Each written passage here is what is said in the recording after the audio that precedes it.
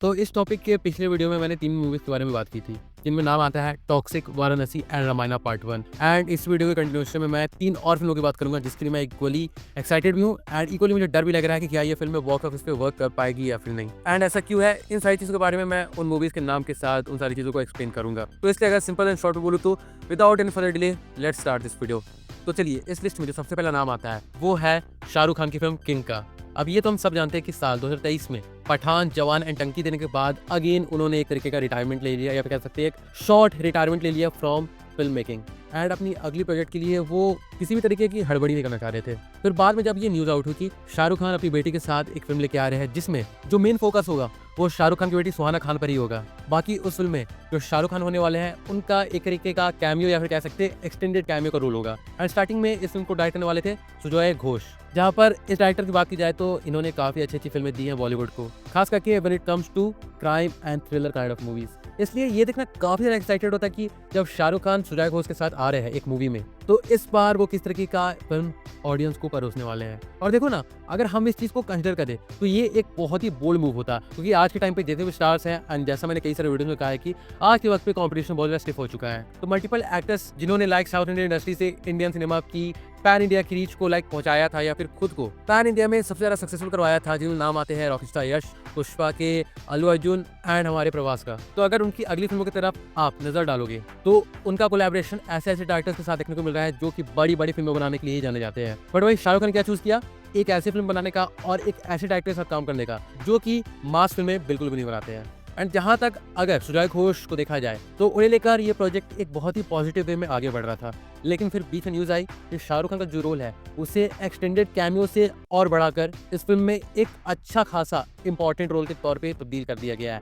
And उसके बाद एक और न्यूज़ आई कि शाहरुख खान ने यह कह सकते हैं कि रेड चिलीज प्रोडक्शन, मतलब जिस प्रोडक्शन हाउस के अंडर किंग मूवी बनने वाली है, उनके तरफ से ये डिसीजन आया कि इस फिल्म को डायरेक्ट करेंगे अब कौन, सिद्धार्थ आनंद, जिन्होंने शाहरुख खान की फिल्म पठान को भी डायरेक्ट किया था। और ये चेंजेस देखने को क्यों मिलने वाला है, उसका एकमात्र कारण मैं ये समझ सकता हूँ कि शाहरुख खान इस फिल्म को एक ग्रैंड लेवल पे प्रेजेंट करने वाले हैं। एंड ऐसा करने का कारण सिर्फ एक है कि वो अपनी बेटी सुहाना खान को एक ड्रीम लॉन्च देना चाहते हैं। एंड मे भी हो सकता है सुजॉय घोष अपनी कहानी को बहुत ज़्यादा ग्राउंडेड रखना चाह रहे हो, बट शाहरुख खान चाहते हो कि जिस तरीके से आज के टाइम पे फिल्में वर्क करी है एक्शन जॉनर में, वो भी उसी तरीके के रूट को फॉलो करते हुए एक grand action spectacled like audience के सामने प्रेजेंट करे। और अब देखा जाए तो ये कोई गलत बात नहीं है, क्योंकि शाहरुख खान की पिछली 2 फिल्में मतलब पठान एंड जवान इसी ग्रैंड एक्शन स्पेक्टिकल को फॉलो करते हुए 1000 करोड़ का कलेक्शन निकालने में सफल हुई थी। लेकिन हमें ये भी नहीं बोलना चाहिए कि आज के टाइम पर ऑडियंस काफी ज्यादा स्मार्ट हो गई है, जहां पर वो एक अच्छी कहानी को सबसे ज्यादा महत्व दे रही है, जिसका एग्जांपल हमने रिसेंटली देखा जब धुरंधर रिलीज हुई। एंड उसके बाद जितनी भी सारी फिल्में आई, जैसे कार्तिक आर्यन की तू मेरी मैं तेरा तू मेरी, एंड उसके अलावा कई सारी और फिल्में,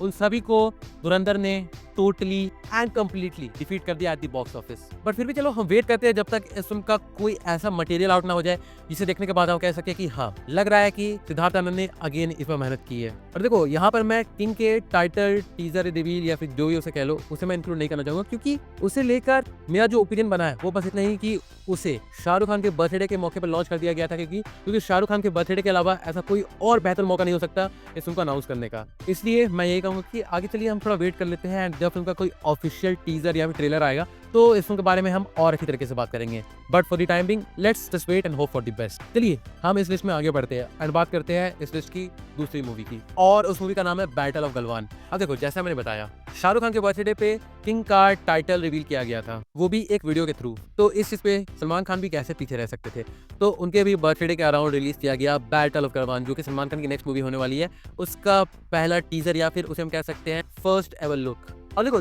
जब बैटल ऑफ गलवान का पोस्टर आउट हुआ था तो उसे देख के लग रहा था कि हाँ, इस बार सलमान खान ने मेहनत की है, सलमान खान इस बार इस फिल्म को लेके काफी ज्यादा सीरियस है। लेकिन जब इसका पहला लुक आउट हुआ तो वो उतना कुछ प्रॉमिसिंग नहीं था। अब देखो, मैं यहाँ पे होप रखता हूँ, हो सकता है कि इस टीजर को केवल हड़बड़ी में सलमान खान के बर्थडे पर रिलीज करने के लिए इसे यूट्यूब पे डाल दिया गया हो। इसलिए इस चीज को लेकर मैं सोच रहा हूँ कि अभी तो अपना ओपिनियन कुछ ऐसा ना बनाऊं कि इस फिल्म को देखना चाहिए या फिर नहीं देखना चाहिए, क्योंकि अगर मैं ऐसा कहूंगा तो सेम कैटेगरी में किंग का टाइटल रिवील वाला टीजर भी गिरता है। इसलिए हम वेट करते हैं जब अगेन बैटल ऑफ गलवान का कोई ऐसा प्रमोशनल मटेरियल आउट हो जिसे देखने के बाद हम फॉर श्योर इस मूवी की क्वालिटी को जज कर सके। लेकिन अभी तक जैसा हमने कहा है कि जितना भी हमने जाना है, बैटल ऑफ गलवान एक बहुत ही रिसेंट इवेंट को उठाती है एंड बिल्कुल एक ट्रू स्टोरी पर बेस्ड है। तो अगर इस चीज को अच्छी तरीके से बनाया जाए एंड ऑडियंस के सामने इस तरीके से प्रेजेंट किया जाए जहां पर ये फिल्म जिंगोइस्टिक बिल्कुल भी ना लगे एंड ये फिल्म पोस्ट पैट्रियटिज्म को सपोर्ट ना करे, अगर ये सारी चीजों को एक्सक्लूड करके इस फिल्म को then I am damn sure कि ऑडियंस इस फिल्म को पसंद करेगी ही करेगी। और उस चीज का कारण ये है कि ये कहानी सच में एक फिल्म डिजर्व करती है, जहाँ पर इंडियन सोल्जर्स की ब्रेवरी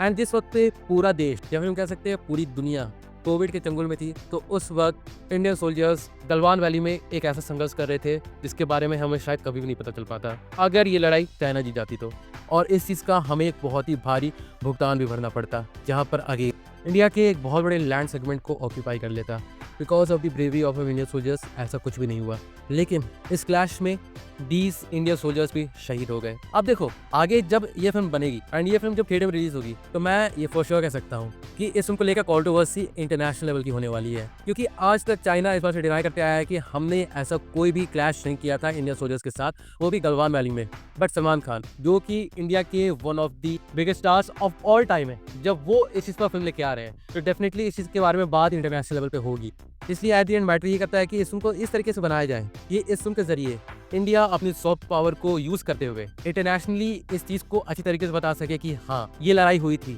हमारे सोल्जर्स शहीद हुए थे, बट चाइना इस जंग को जीत नहीं पाया था, इवन दो वो इस बात को डिनाई करता है आज के वक्त पे भी। एंड इसलिए मुझे इस बात को लेकर थोड़ा बहुत डर भी है कि अगर इस फिल्म का पोस्ट प्रोडक्शन अच्छी तरीके से कंप्लीट नहीं हुआ एंड इसे बस जो डेट प्रॉमिस कर दी गई है रिलीज करने के लिए उस डेट पर रिलीज कर दिया जाए, मतलब एक अनफिनिश्ड फिल्म को रिलीज कर दिया जाए, then several things could go wrong. क्योंकि एट द एंड मैं ये फिर से कहूंगा कि इस फिल्म के पास वो सारे रिसोर्सेज है, वो सारी कैपेबिलिटीज है कि ये फिल्म एक ऑल टाइम ब्लॉकबस्टर फिल्म दिलवा सकती है एंड उसके साथ साथ एक बहुत ही रियलिस्टिक एंड एक बहुत ही अच्छी पैट्रियोटिक फिल्म भी दे सकती है। इसलिए all eyes are now on battle of Galwan. बाकी उसके बाद जब इस फिल्म का कोई टीजर या ट्रेलर आएगा तब इस फिल्म के बारे में और डिस्कस करेंगे, but for the time being let's just wait and hope for the best. अब चलिए इस लिस्ट में हम फिर से आगे बढ़ते हैं एंड मैं बात करना चाहूंगा इस लिस्ट की अगली मूवी की, जिसका नाम है फौजी। जी हाँ, वही फौजी जिसमें प्रवास स्टार होने वाले हैं और इसे डायरेक्ट कर रहे हैं सीतारामम फेम हानू राघवापुड़ी सर। अब देखो यहाँ पर मैं एक बात को अगेन क्लैरिफाई करना चाहूंगा, मैं भी कह सकता हूँ कि अपनी ऑडियंस को इस बात से एनलाइटन करना चाहूंगा कि Sita Ramam is definitely one of the best romantic films that I have ever seen.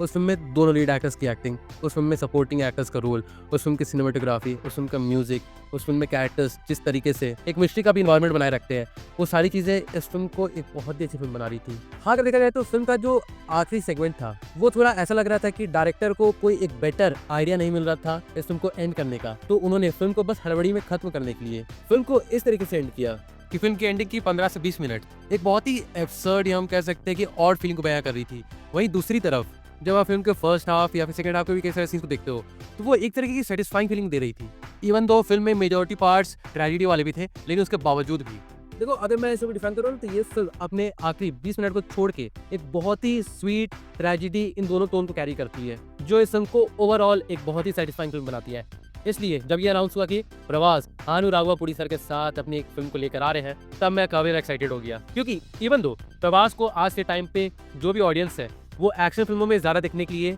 Like मरती है एक तरीके से, जिसमें मैं भी हूँ, लेकिन प्रवास एक अलग तरीके का रोल करेंगे, वो भी ऐसी फिल्म में जो कि एक रोमांटिक फिल्म भी हो सकती है, एक ट्रेजेडी फिल्म भी हो सकती है, तो वो देखना काफी ज्यादा लाइक एक्साइटिंग होगा कि इस फिल्म में हानू राघवापुड़ी सर प्रवास को किस तरीके से इस फिल्म में प्रेजेंट करेंगे, जहाँ पे डेफिनेटली इस फिल्म का साउंड ट्रैक तो बहुत अच्छा होने ही वाला है। एंड ये फिल्म पुराने टाइमलाइन में सेट है या फिर हम कह सकते हैं प्री इंडिपेंडेंस एरा में सेट है, तो इतने सारे रिसोर्सेस होने के बाद हानू राघवापुड़ी सर प्रवास को इस फिल्म में किस तरीके का रोल दे रहे हैं, किस तरीके से वो बाकी सपोर्टिंग एक्टर्स एंड फिल्म की फीमेल लीड को लाइक एस्टैब्लिश करेंगे, ये सारी चीजें देखना काफी एक्साइटिंग होगा। एंड खासकर फिर जब मुझे उनकी किस्से फिल्म सीतारामम बहुत ज्यादा पसंद आई थी, उसके बाद तो ये सच में काफी ज्यादा मजेदार होगा ये देखना कि ये फिल्म एट द एंड किस तरीके से निकलती है। बट इस फिल्म के लिए ये जितनी भी बातें मैंने बताई वो तो मेरा एक्साइटमेंट वाला पॉइंट है, लेकिन जो डर है मुझे वो इस बात को लेकर है कि इस फिल्म में प्रवास का जो रोल होगा, अगर उसे हानू राघवापुड़ी सर इस तरीके से प्रेजेंट करेंगे जिस तरीके से उन्होंने DQ सलमान को सीतारामम में प्रेजेंट किया था, तो ये एक एब्सोल्यूट मिसफायर हो सकता है, क्योंकि DQ सलमान एंड प्रवास इन दोनों की पर्सनालिटी में बहुत मेजर डिफरेंस है।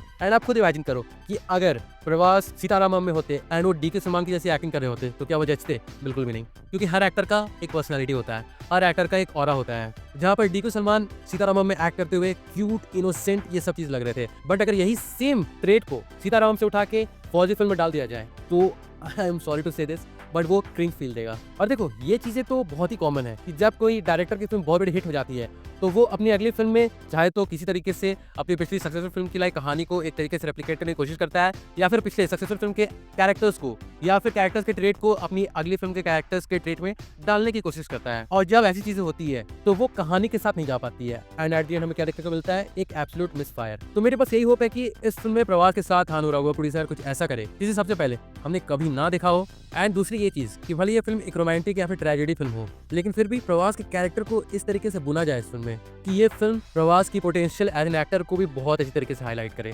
बट अभी तो हम ज़्यादा कुछ कह नहीं सकते क्योंकि फिल्म का कोई ऑफिशियल पोस्टर जिसमें प्रवास देखने को मिले वैसे तो कुछ रिलीज किया नहीं गया है अभी तक, या फिर कोई टीजर ऐसा कुछ भी आउट नहीं हुआ है। तो जब तक ऐसा कोई भी मटेरियल आउट ना हो जाए तब तक हम वेट करते हैं, होप करते हैं कि जो भी चीज़ें हमें देखने को मिले वो भले वक्त लेकर मिले बट वो अच्छी हो। And with that being said चलिए मैं इस वीडियो को यहीं पे कंक्लूड करता हूँ। तो अगर देखा जाए तो यही था मेरा एक ओवरऑल ओपिनियन इन तीनों फिल्म को लेके। कौन कौन सी फिल्में? King, battle of Galwan and फौजी। बाकी देखते हैं कि ये तीनों फिल्में हमें एट द एंड डिसअपॉइंट करती है या फिर नहीं। चलो फिर भी जो भी बातें मैंने इस वीडियो में कही है इन तीनों फिल्मों को लेकर वो तो फिर से मेरा अपना एक पर्सनल ओपिनियन है। अगर इस बारे में आपका भी कुछ सोचना है या फिर लाइक आप भी कुछ कहना चाहते हो तो डेफिनेटली से अपने व्यूज को कमेंट सेक्शन में लिख के जरूर से बता सकते हो। मैं जरूर से जानना चाहूंगा कि इन तीनों फिल्मों को लेकर आपके व्यूज किस तरीके के हैं। So do drop your views in the comment section. और हाँ, बाकी फिर चलिए मिलते हैं बहुत जल्द एक और नई वीडियो के साथ। तब तक के लिए बाय।